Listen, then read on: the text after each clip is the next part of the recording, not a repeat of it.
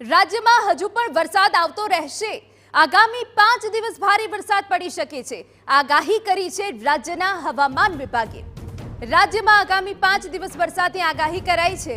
27 મે સુધી રાજ્યમાં સાર્વત્રિક વરસાદની આગાહી કરાઈ છે।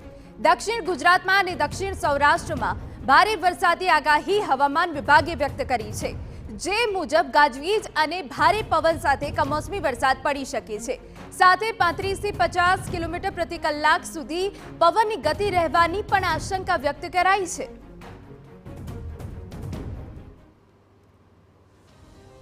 તો આ વચ્ચે હવામાન વિભાગે રાજકોટ, જૂનાગઢ, અમરેલી, પોરબંદરમાં વરસાદનું ઓરેન્જ એલર્ટ આપ્યું છે। સાથે ભાવનગર, ગીર સોમનાથ, ભરૂચ, સુરત, તાપીમાં પણ ઓરેન્જ એલર્ટ અપાયું છે। વલસાડ, દમણ, દાદરા નગર હવેલીમાં પણ વરસાદનું ઓરેન્જ એલર્ટ છે। બીજી તરફ ઉત્તર અને મધ્ય ગુજરાતમાં વરસાદનું યલો એલર્ટ અપાયું છે। અરબી સમુદ્રમાં લો પ્રેશર બનતા પવન સાથે વરસાદની આગાહી કરવામાં આવી છે, જેના પગલે માછીમારોને આગામી 4 દિવસ દરિયો ન ખેડવાની સૂચના અપાઈ છે। 23 मई तक हम लोग हेवी रेनफॉल का वार्निंग दे रहे हैं। और जो मेनली जो साउथ गुजरात की डिस्ट्रिक्ट्स है इसमें, और जो सौराष्ट्र की साउदर्न डिस्ट्रिक्ट है इसमें हम हेवी रेनफॉल वार्निंग दे रहे हैं। और जो थंडरस्टॉर्म भी रहेगा, अगले 2 दिन थंडरस्टॉर्म विथ लाइटनिंग, जो विंड स्पीड रहेगा 50 से 60 किलोमीटर प्रति घंटा। तो आगामी 5 દિવસ રાજ્ય માટે ભારે રહેવાના છે।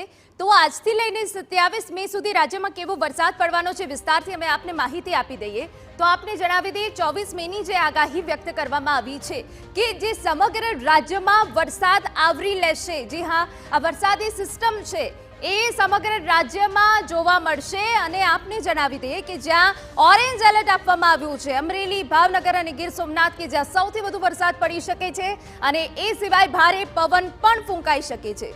સુરત, તાપી, નવસારી, ડાંગ અને વલસાડ કે જ્યાં પણ ભારે વરસાદ પડી શકે છે। એટલે કે આ જે વરસાદી સિસ્ટમ એક્ટિવ થઈ છે, જેના કારણે આખા ગુજરાતમાં વરસાદ જોવા મળવાનો છે। હવે 25 મેની આગાહીની વાત કરી લઈએ તો સમગ્ર રાજ્યમાં ઓરેન્જ એલર્ટ છે કે જ્યાં મધ્યથી ભારે વરસાદ પડી શકે છે, અને યલો એલર્ટ આપવામાં આવ્યું છે કે જ્યાં મધ્યથી ભારે વરસાદ પડી શકે છે।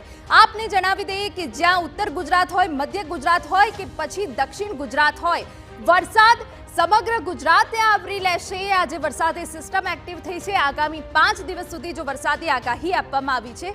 26 મેની આગાહીની અમે આપને વાત કરી રહ્યા છીએ। યલો એલર્ટ આખા રાજ્યમાં છે કે જ્યાં ભારે પવન તો ફૂંકાઈ શકે છે, પરંતુ સાથે સાથે મધ્યથી ભારે વરસાદ પણ પડી શકે છે।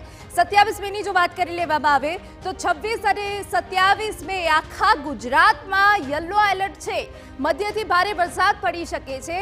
એટલે કે આ જે વરસાદી સિસ્ટમ છે એ આખા ગુજરાતને આવરી લેવાની છે, અને તમામ જે ગુજરાતના જિલ્લાઓ છે ત્યાં વરસાદી વાતાવરણ રહેવાનું છે। આ જે સિસ્ટમની અસર છે તેનાથી 24 મેથી લઈને આગામી કેટલાક દિવસ સુધી રાજ્યમાં આ રીતે જ વરસાદ રહેવાનો છે। તો છેલ્લા 24